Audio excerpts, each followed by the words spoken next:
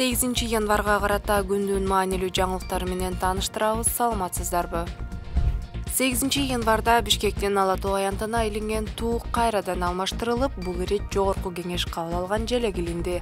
Борбордук аянттагы желекти алмаштыруу иш-чарасына министрлер кабинетинин төрагасы Акылбек Жапаров, жогорку кеңештин төрагасы Нурланбек Шакиев баш болгон депутаттар жана мамлекеттик катчы Сүйүнбек Касманбетов катышты. Айрым басылмалар аянттагы туу жаңы алмаштырылгандан кийин аны кайра түшүрүп, желек айрылып калган деген жөө менен кайра алмаштырышканын жазышты. 1 январда Бишкектин Ала Тоо аянтына жаңы желек илинген, бирок ал парламент депутаттары өзгөртүүлөрдү киргизип кабыл алган желек эмес экени белгилүү болгон. Бул коомдо наразычылык жаратып, айрым депутаттар парламент кабыл алган туунун бардык элементтери сакталышы керектигин билдиришкен. Кээ бири бул боюнча иликтөө жүрүп, мамлекеттик символиканы бузгандар жазага тартылышы керек деп белгилешкен. Ал эми президенттик администрациянын маалыматтык саясат кызматынын жетекчиси Дайырбек Орунбеков окуяны Минкап парламенттин кароосунан кийин толуктоолорду киргизип, туунун акыркы үлгүсүн токтом менен бекиткени менен түшүндүргөн. Ошондой эле соц түйүндүн колдонуучулары аянтка илинген туудагы күн нурларынын саны 40 эмес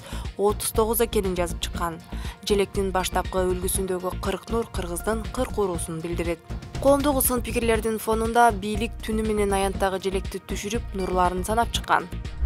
Ал эми президенттин иш башкармалыгынын жетекчиси Каныбек Туманбаев бул тууралуу жалган маалымат тараткандарды жоопко тартуу керектигин айтып коркуткан.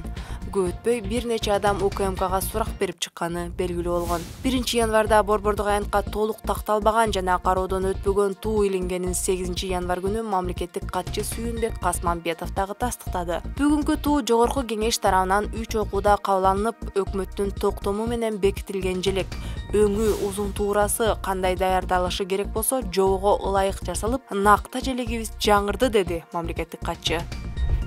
Ош шаардык мэриясынын муниципалдык менчик башкармалыгы буга чейин коррупцияга аралашканын мойнуна алган экс-бажычы Райымбек Матраимовдун Сагынбек Субаналиев көчөсүндө жайгашкан үйүнүн тосмосун бузду. Маалыматты Клопко 8 январда шаардык мэриядан тастыкташты. Муниципалдык менчик башкармалыгынын башчысынын орун басары Максатбек Орозалиев Азаттыкка экс-чиновниктин үйүнүн тосмосунун 9 метри муниципалдык жерге курулганын билдирди. Мэрия декабрдын аягында короону курчаган дубалды алуу тууралуу эскертүү берген. Матраимовдор азырынча комментарий берелек. Буга чейин 23-жылдын 21 декабрда эркин иликтөөчү журналист Ыдырыс Исаков Райымбек Матраимов Ош шаарынын борборундагы муниципалдык жолдордун бирине тосмо орнотуп, менчигине өткөрүп алганы тууралуу сюжет жарыялаган. Ал эми 22 декабрда Ош шаардык менчик башкармалыгынан Клопко Матраимов тосуп алган муниципалдык жолдогу дарбазалар алынып, жол ачылганын билдиришкен. Журналист буга чейин УКМКнын төрагасы мафия деп атаган экс-бажычы Райымбек Матраимов Ош шаарындагы Келечек балдар борборунун жанында жайгашкан муниципалдык менчикти, тактап айтканда жолду тосуп, өзүнө унаа токтотуучу жай катары колдонуп келгенин билдирген. Ошондой эле Исаков Оштун борборунда жайгашкан спорт аянтын Ош айыл чарба техникумунун мурдагы директору Сейитбек Аматов, Матраимовдун бир тууган агасы, жогорку кеңештин депутаты Искендер Матраимовдун аялы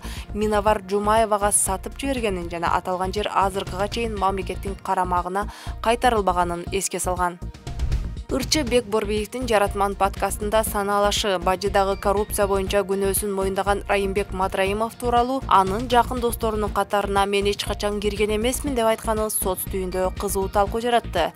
Борбиев алгач Матраимов коррупционер эмесмин деп айткан үчүн аны колдоп жүргөнүн, кийин күнөөсүн моюндап айып төлөгөн соң аны менен мамилесин токтотконун белгилеген. Ага чейин мен коррупционер эмесмин деп жатса, күндө жанында жүрүп эмне кылып атканын көрбөгөндөн кийин ишенесиң да. Райымга окшогон бажыда аябай эле көп болчу. Ошолордун бирөөсү да деп койчумун. Мойнуна алгандан кийин кой эми коррупционер болсоң эми кандай кылабыз деп айттым. Ошондон кийин көрбөй калдым окшойт, деген ырчы. Ал Матраимовду 94-жылдан бери билерин жана санаалаш болуп жүргөнүн белгилеген. Ошондой эле ал бажыда жүргөндө да тааныш болуп, бирок экөө эки башка жерде иштегенин кошумчалаган. Борбиевдин айткандары соц түйүндө кызуу талкуу жаратып, Facebook колдонуучуларынын сынына кабылганда ырчы кайрадан билдирүү жасады. Анда ал эч качан Матраимовдун жакын досторунун катарына кирбегенин баса белгилеп, күнөөсүн моюндаганда соц түйүн аркылуу гана аны колдогонду токтоттум деп түшүндүрдү. Эмне жок, андай эмес деп уланта бериш керек беле. Логикага таптакыр жатпайт го.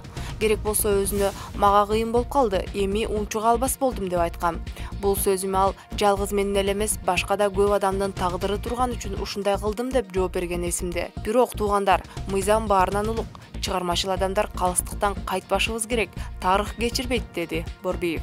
Ырчы Бек Борбиев 2020 парламенттик шайлоодо мурдагы бажы кызматкери Райымбек Матраимовго байланышы бар деген Мекеним Кыргызстан партиясын колдогон. Борбиев партиянын съездине катышкан соң саясий бирикменин аталышындагы Мекеним Кыргызстан аттуу ыр жаздырып, клип тарткан. Анда ырдын аталышы бир нече жолу кайталанып, партиянын логотиби көрсөтүлгөн. БШК үгүт иштери башталганга чейин агитация кылган үчүн ырчыга 7500 сом айып салган. Журналисттер Али Токтакунов менен Болот Тимировдун Матраимовдун бажы империясы иликтөөсүндө ырчынын уулу Ханбото Борбиевдин аты аталат. Ал Манас бажысында ыкчам нөөмөт бөлүмдө инспектор болуп иштеген. Анда Борбиев тергөө боюнча өз пикирин билдирип, уулу конкурстук негизде гана жумушка орношконун айткан.